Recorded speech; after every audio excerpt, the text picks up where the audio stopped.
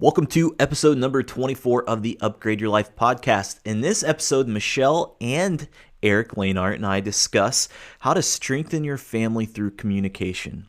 So if you want a better family bond and know how to talk to your children better and really learn from some amazing experts, make sure you tune in right now.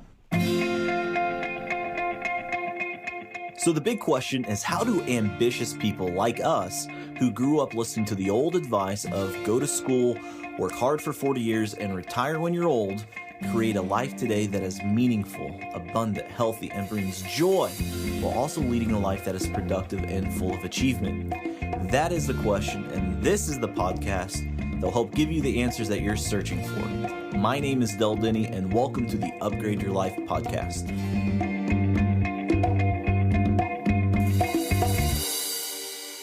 Welcome to the Upgrade Your Life podcast. I have two special guests here today. I have Michelle and Erik Lehnardt. Very excited to have them on here, and they have a specialty of working with families and teenagers in particular. And today we're going to be talking a lot about communication. And before we get into that, I just want to say, Michelle, Erik, welcome to the Upgrade Your Life podcast. Hey, thanks so much. We're glad to be here. Yeah, thank you.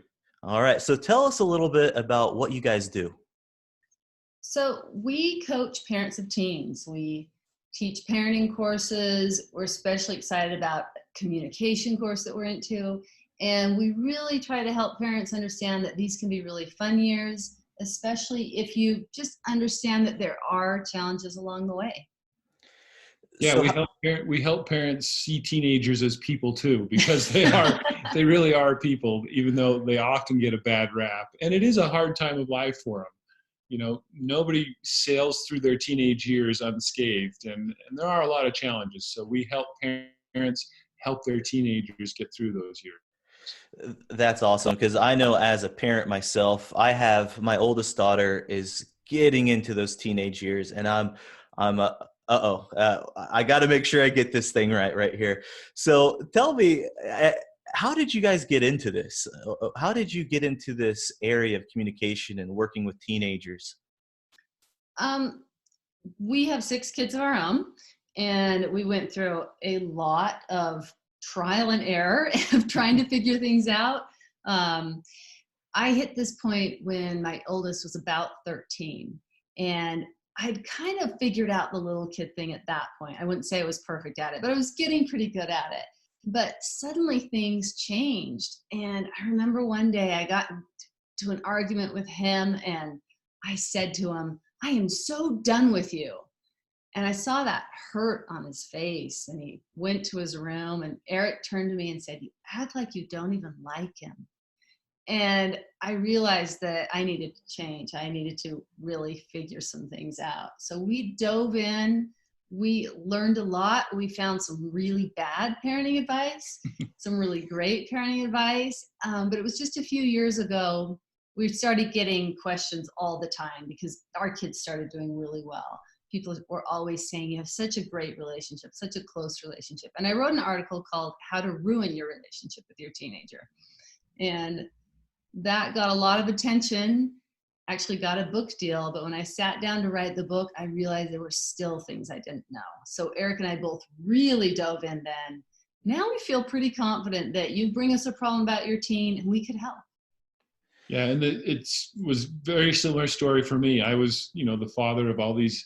We have 5 sons and then a little girl. She's the youngest. Wow. But when our kids were even younger, before they were teenagers, I felt like I had to be this disciplinarian and was yelling a lot at them and felt like a prison guard.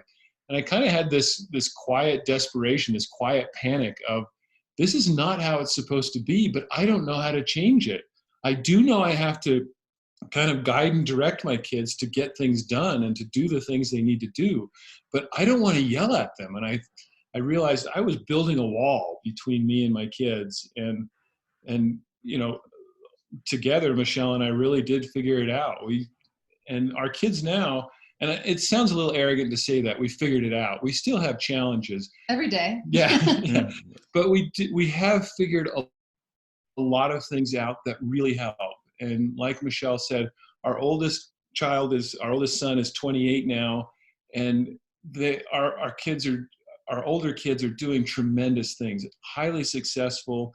But more importantly, we have really good relationships with them. They like us. They like to talk to us. They come to us with their problems, and that's one of the reasons that so many people came and asked us about parenting. What do we do with our kids to help them get through school, to be happy, to engage in life instead of just hiding in the basement playing video games? And so that's when we realized we have a message that we need to share. One of the things that was kind of telling was, so the universities have shut down. We're here in Utah, Mm-hmm. and our boys moved home, our third and fourth sons. Yeah. And they were really excited to come home. And I said, well, is everyone moving out? They're like, not everybody enjoys being home as much as we do. But they do. They love each other. We have great relationships. We have a lot of fun together. And that's something that is really possible for every family. And it's pretty simple once you learn some tools. All right, so let's jump into those tools. And just a little side note, as we're recording this episode, who knows when you might actually be listening to this, but as we're recording this is during the coronavirus pandemic. A lot of craziness going on. A lot of people are at home right now. A lot of schools are shutting down, as everybody knows. So as we're thinking about, I think a lot of people, I know I can, as you're telling your story, I can relate to that. I understand what it's like to be Erik, what it's like to be a father and being that disciplinarian and sometimes feeling like that prison guard. But how do we get to the point of being that disciplinarian, got to lay the rules down, to having that great symbiotic relationship with your children? Yeah, well, I think the first step is change. At least I did. I had to change the way I thought about my kids. Instead of thinking about them as little mess makers who just eat all my food and make messes, and that I'm fighting against the get things done. I had to change my thinking about them, that they are really good kids and they want to do the right thing. They want to be obedient. And I realized that when I was yelling at them, their brains, and teenagers especially, if you yell at a teenager, they go into fight or flight mode. Their brains shut down. And they either want to get away from you as fast as they can, or they dig in their heels and they want to fight you. But if I realized that if I could stop yelling, first of all, that helped me stay calm. My anger would not escalate from that.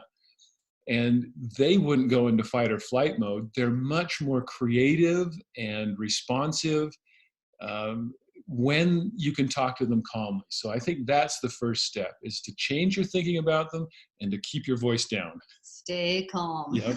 Stay calm. That's a tough one to do. What about from a mother's perspective, when the kids are a little rowdy and they're making messes? From a mother's perspective, Michelle, what would you say? Well, one of the things I had to learn, I did give up yelling pretty early on. That was kind of a big process. But I learned to stay calm, but it took me a little more time to stay calm and teach them how to do things. And that comes from just clear expectations and natural consequences, and sometimes other consequences. So, I mean, a big thing at a lot of households is the dishes. And this comes up a lot because everyone produces dishes, right? Yeah, Mm-hmm. or just chores in general. Chores in general. But dishes are one of our favorite ones. Right. And, I used to just get kind of like whiny and pouty, like, if you cared about me, you would do the dishes. This is once I got over yelling. But that's just another form of emotional manipulation. It was basically, I was acting like a 2-year-old, crying for my lollipop. Though for me, the lollipop is someone else doing the dishes, right? It's every mom's dream. But so I found that it was better to make the request. Well, first, we had a chore chart, but it's your turn to do dishes, and to be very calm, to keep the emotion out of it. And I also found a huge key was to not worry about them getting it done right then. It was, hey, we're going to need this done before you can do this. And then if they didn't get their dishes done, that usually meant that something that they wanted to do would also be delayed. That really eased up the tension. It was like, hey, yeah, you can't play any games until those dishes are done, but it was on them and it wasn't up to my emotions, either my anger or my sadness. And another thing you do really well is, if they're not doing, the dishes when they need to be doing the dishes. Instead of going on this long tirade nagging them, you just say one word just to remind them, hey, dishes. Yeah, parents talk too much. We do. In general, we want to give the whole, I need to do the dishes because I have a lot of things to do. And this is, and really when you can, and that's one of the tools we love to talk about in our course, is just one word. Just use one word: dishes, homework. Oh, that's really powerful. So I can't wait to implement that already. I'm thinking about my oldest daughter. I'm like, okay, this is a good one right here. So speaking of communication, and you said, setting clear expectations, what's some other areas that we can be better as parents to communicate with our children? Listening. Mm. Years ago, someone said to us, what do you do when your kids talk back? And we stood there and I didn't say anything. And Erik said, I listen. And it's really true that so often kids, how parents will say, I don't want to hear it. Well, the truth is we do want to hear it. Hmm. When kids explain why they got that bad grade and what went wrong, or why they got in trouble, or why they're in an argument, that gives them a chance to process things. And if we can stay quiet and listen, they'll often either see their own error or we will gain greater understanding. But listening to our kids is so important. I can tell Erik has something to say. Well, I was going to say, sometimes teenagers especially could be pretty sassy and pretty mean, but a lot of times they're just modeling the way we communicate with them. Ooh. So if they get sassy with me and talk back, I have to think back into my recent past. Have I done the same thing to them? And it's really important to model those good communication skills. Treat each other with respect. Listen when the other person's talking. If you get tired of your kids trying to talk to you while they're looking at their screens on their phones and they're doing other things, you have to model that good behavior too. When you're talking to your teens, put your phone down and look them in the eye and get closer to them. That's one of the key things. So many parents try to have conversations with their kids across the room or in different rooms, or on, the kids are upstairs in their bedrooms and we're down in the kitchen, we're yelling back and forth. What? That's not conducive to good communication. You really do need to take a few steps. We like to say, rather than turning up the volume, decrease the distance and get a little closer. Absolutely. And that doesn't mean that we accept sassy behavior. When kids say something hurtful, the best thing to say is, hey, that's hurtful. Please don't say that. But to take the emotion out of it, to be the adult, it's something we have to do as parents. We need to model the behavior that we want to see in our kids. Yeah, that's another tool in our toolbox in our course. It's emotional adulthood. I have a friend who said, stop calling it emotional adulthood. It's emotional sainthood. And it really just means taking responsibility for our own feelings and actions and not saying, oh, you really hurt me. It means being the grown-up. It means not yelling at cars when they cross in front of you. I mean, that's the kind of behavior you don't want to model either. You don't want to go around your life yelling at random people, because then your kids are going to be yelling at random people. Or at you. Yeah, and Yes. I found that when you just correct, they will usually come back and apologize. But if you correct and lecture, then they dig in their heels. Exactly. It's the fight mode. Yes. I can see that wholeheartedly. And like you said, modeling behavior is so important. And I think as a parent, I've heard someone say this before, I forget who said it, but it's something on the lines of, one of the greatest and scariest things that you can see is yourself and your own children. Yeah. It could go either way. What are so thinking about, people come to you and ask you questions all the time about, how do we get to be where you're at? How do we work with our teenagers? What are some common questions or concerns that people approach you with about being a better parent? Well, schoolwork is one. Our kids have been really successful in school, and that's a real challenge for some parents. A lot of kids don't do that well in school. They're just not that interested. But, some of the things that we've done, again, modeling behavior that we want our kids to do, we have to do it ourselves. And so we're always reading books. If our kids have an assignment to read a certain book for school, oftentimes we'll read it right along with them and talk to them about it.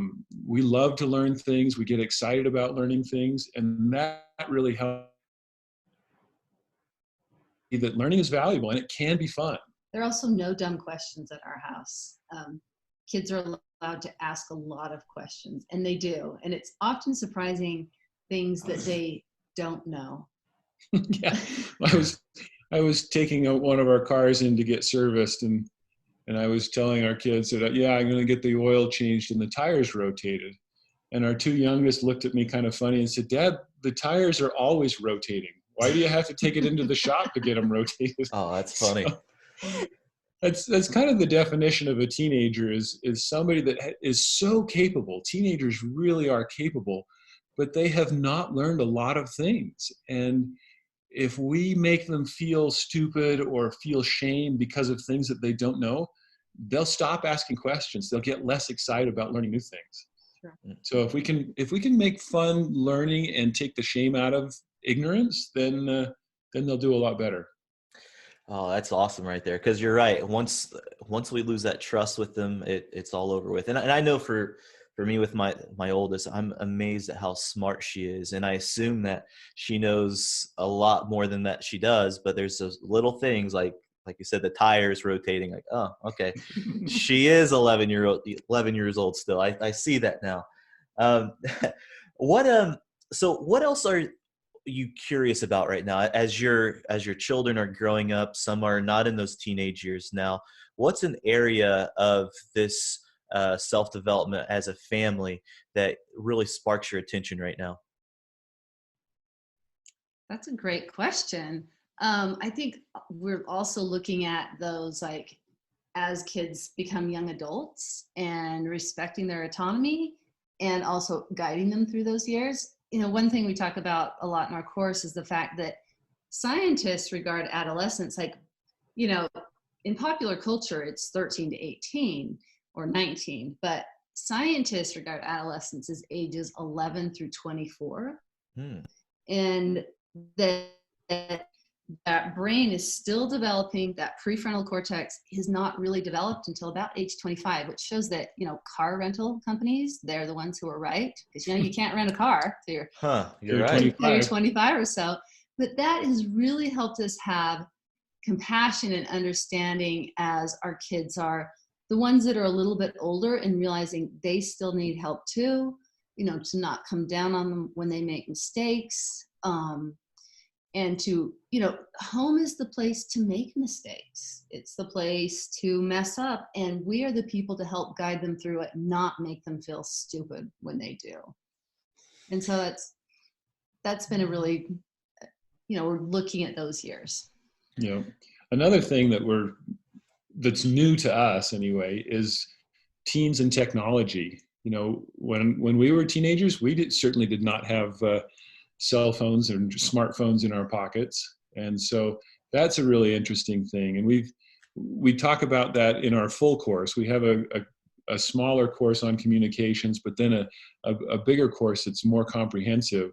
And we talk about technology in there. And it's really fascinating how, if you can sit down with a teenager and talk about their dreams and their hopes and their goals, what they want to do with their lives, and if you can keep reminding them of those dreams and those goals, they're much more likely to focus on things that will get them to where they want to go. So many phones are just there and being used to try and alleviate boredom. If kids forget about what they want to do with their lives, they're bored. They'll pull out their phones and they'll sit down in front of the video games and play them for hours on end. But if you can remind them, sometimes with just one word, after you've had the big discussion, all you have to do is say that one word that reminds them of their big goal, and they'll get right to work on it, especially if they're excited about it. So I do this we have a son who just turned 18, and I use this with him all the time. We sat down, and so instead of like restricting like his media time, it's more like, what do you want to do? And a couple of his goals right now is he wants to graduate from high school. He needs to take a lot of online classes to do that. Okay. He wants to learn how to play the piano. He wants to learn German. So sometimes if I see him watching a lot of YouTube videos, like several in a row, I'll just say piano. And he'll jump right up and get to it. Because he actually does want to fulfill those goals. It's just we all kind of numb out at times. And teenagers have so many distractions. They do. It's not that they're lazy. It's not that they're, aimless. They just need to be refocused sometimes. Yeah. I think that's, like you said, that where that one word comes into place. As noisy as this world is, just to say that one word aligns them back to that focus that you have to have your kids on. I kind of want to go back a little bit to talking about technology, because I find this is an area where all parents, this wasn't here 30 years ago, social media. And that's, something that a lot of parents struggle with. And do you have any advice or any tips or tricks for parents that have kids coming up that are playing video games, that are on social media? How can we keep our kids safe? I guess that's really the question. Yeah, technology is a big deal, and it's changing constantly. So I feel like it's something parents need to be checking in with quite a bit and see what's going on. I think it's really important for kids to develop an internal filter, and they need to decide, and that's where those goals come in, what they really want from their life. Our daughter, she gets some 7 minutes of Pinterest a day on her phone, right? That's something that she set. She really likes Pinterest. Yeah, that's a self-imposed limit. It's a self-imposed limit. Wow. And, I have an iPhone, and so I can control it in screen time there. You're probably familiar with that. Mm-hmm. And sometimes she'll need a little bit more. She'll be babysitting or something, and she'll say, can you give me 15 more minutes? And I find it so interesting that the next day, without fail, she'll say, you need to put my limit back down. So I think we set limits with our kids, but we let them talk about it. We let them engage in the things that they want to, but she doesn't want her life eaten up by it either. Mm-hmm. And I think another important step is to talk to them about the negative sides of social media, how people put the best of their best, and sometimes it's a flat out lie. Mm-hmm. There are so many kids that know how to do Photoshop and doctor their photos to make themselves look better. And let them know that what you're seeing on social media is the best of what people want you to see. It's not their everyday life. And so, this is pretty trite and well-used advice, but, we often look at the worst of our life and compare it to the best of everybody else. And, right, their highlight reel. Yeah, and that needs to be explained to kids. There's actually a really great special, Del, that you could share with your listeners. It's a 60 minutes special, and I could send you the link and you could put it in the show notes. Perfect. And it talks a lot about how social media is just trying to eat up your time and your money.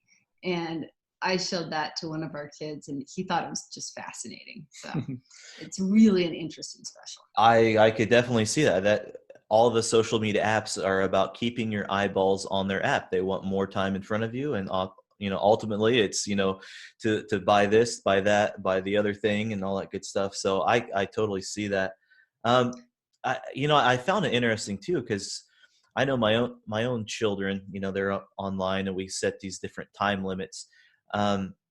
Screen time, that measurement is awesome, but how do you have that conversation where you get them to set their own time limits to things? I think that comes from a little bit of what we talked about earlier, like having goals and dreams and things that they want more. I remember reading an article years ago that was about video games, and it said, if your kid likes 3 things more than video games, you're just fine. You don't need to worry about it. And then someone else said, even if it's just one thing. But I think that's really the key, is having other bigger goals, dreams, interests, where they can see that, hey, this is kind of a fun distraction, but this is not my goal in life. Because, teen brains, we could talk about the teen brain all day, but teens can learn things faster than anyone. They are forgetful. That's also part of the brain. There are things that they can't plan as well, but they can learn languages, instruments, skills. They can learn how to code. They can math. I don't want to go back and do calculus again, but they can learn so many things. And when kids get excited about that, about their own capabilities, when they start to see that, they start to treasure their time. And I think really that's the key, more than restrictions, finding something better. And if you can find something that they love, that is good for them and productive, that is online, even better, because all kids love computers. They love technology. And if you can find something for them that will help them reach their goals while they're doing it online, even better. One of the sites that we love the best is Khan Academy. .org. Yeah, khanacademy.org. It's Okay. it's an amazing tool that helps kids with their homework, and oftentimes kids get so into it that they go beyond what they're learning in school just for the sake of learning. They just love to learn. There's coding courses on there, any AP course. Several of our kids have done their full math curriculum, and it's so good, and it's all free. Okay. And there are a lot of other, YouTube channels that are educational, that kids love to watch and learn things while they're doing it. So it's not just playing games and wasting time, watching cat videos. No, teenagers don't watch cat videos, but they do watch a lot of. There's a lot of language instruction online. Mm-hmm. I mean, guitar, you can learn guitar free online. Yeah, there are a lot of good things online, and like teens love technology, and if they can use it to feed that desire to learn and that ability to learn, then it's even better. That's great. What else do we need to know to be better parents? What's some other thoughts that are coming across your mind of, hey, if parents do this one other thing, this will help connect that family relationship better? One thing we talk about a lot is being a calm river guide. So if you imagine going on a whitewater rafting trip, and as the parent, you're the guide, and there are going to be rocks and rapids and maybe trees that float across the river. But you remain calm, you give instruction, and you don't freak out and act like this is so crazy, this is happening, because we know our kids will have challenges. Yeah, and talk about those obstacles in advance. Yes. It's very likely that in 8th grade you'll feel lonely, or that someone will feel like they're ugly, or they don't have friends, or they'll struggle in school. And to act like that's a tragedy, when parents act like that, then the kids feel like, oh, there's something wrong with me. But if we can be calm and say, yeah, this is part of the ride. Yep. So much better. So much better. And when somebody falls out of the boat, I've been on river rafting trips before with not so great guides. And I remember falling out of the boat, and the river guide, who should have been reaching out to me to help me get back into the boat quickly and safely, was yelling at me and pointing his finger at me, telling me how stupid I was. Oh gosh. And that was not a very fun river trip. But other times, other guides have been really good. They tell you in advance what to expect, how to deal with it. And if you do make mistakes, they tell you what they will do. And then they do that. And they're calm about it. It's obvious that their number one and number two concerns are that everybody is safe, and that number two, everybody has fun. And those trips are the best. Yeah, there's so many parallels with family relationships and that analogy right there. I love that. I got a question for you, and I ask every single one of our guests this question, and it goes like this. I'll lay it on both of you. You both can answer separately here. If you could turn back time and talk to your 18-year-old self, what advice would you give yourself for reaching your full potential? I guess I'll go first. Yeah, ladies first. I would have asked for more advice. I would have visited, the college counseling center more often. I would have found some more mentors. I tried too hard to struggle through so many things on my own without asking people who'd been there before me. And I could have really saved myself a lot of heartache. And I don't know if it was naive. I was naive or too proud, but I wish that I had sought more advice from people who knew, because I could have saved myself a lot of time and energy.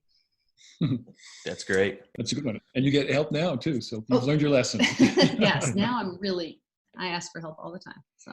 And I would have, if I could go back to being 18 again, I would besides be a professional race car driver. Yeah. There you go. I would, we talk a lot about this in our course too, about having a growth mindset. And that's one of those things that's a little overused these days, is mindset, but it really works, and it's really true.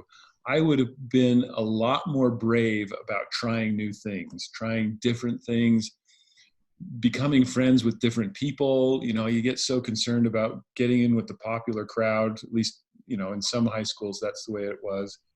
But just trying new things, exploring more, and not worrying about the what other people think or the consequences from it. If it turns out that I'm not any good at that, so what? I tried it. I learned something from it. I was too afraid of failure as an 18-year-old. And so having more of a growth mindset would have been really valuable for me. Beautiful. I love that. As you were talking there, I was thinking about a quote that goes, let's see, it goes like this. Smart people learn from their own mistakes. Wise people learn from the mistakes of others. And as you're talking about your course, you've talked about your course a few times. I'm really curious about your course and the mistakes and the advice and that you give. Can you tell us a little bit about, one, how can we get in touch with you? And two, can you tell us about your course? Yeah, we'd love to. We're Build Your Teenager, or on Instagram, Build Your Teenager, Facebook, anywhere. It's Build Your Teenager. Right now we have a big course, but people, they don't have a lot of time. So we created this short course called Communication Mastery. You can get through the whole thing in about the time it takes to watch a movie, or 5 to 10 minutes per day, and it can transform communication in your house. We've taken everything we've learned. We really would love to save families so many of the headaches that we've been through, the fights. I mean, you think of the cost of a fight in your family, in time and emotion, and oh yeah, you think about getting in a fight with one of your kids and then trying to go to work. You are so bad at your job when you come to work with those emotions. Yeah, you might as well call in sick. Yeah. So it's full. And one of the great things about this course is it has something we call the toolbox, and it has 35 tools. And we even have these fun little cards that you can, pull a card and work on it for a week. And it's really cool because it helps you be consistent. That's one of the key things, is consistency. Yeah, it's only $49 too, the entire course. And it's just packed full of fantastic information. And we chose communication. Like I said, we have this larger course. It's longer and it's a lot more comprehensive. And we took the communication part from that and made a smaller course with that. And we chose communication because, like Michelle said, communication is key. It all starts with being able to talk to each other in a loving and respectful way. And for parents to be able to model that kind of behavior is a tremendous help to their teenagers. Teenagers need help. And if they don't know how to ask for it, or if they ask for it in a way that causes tension, then it's not going to happen. But if they can learn from their parents how to communicate effectively, they'll be so much better off. And like Michelle said, it's a small investment in both money and time, but it pays huge dividends. That's great. $49. That's a dinner. That's nothing. Yeah. That is nothing. That's great. Well, Michelle, Erik, thank you for coming on the Upgrade Your Life podcast. This was just a wealth of information here. I know as a parent and our listeners, a lot of our listeners are parents too. I know that we all got a lot out of this. So thank you for coming on the show. Hey, thank you. Thank you. It's a pleasure to talk to you. This was fun. All right. Thank you, guys.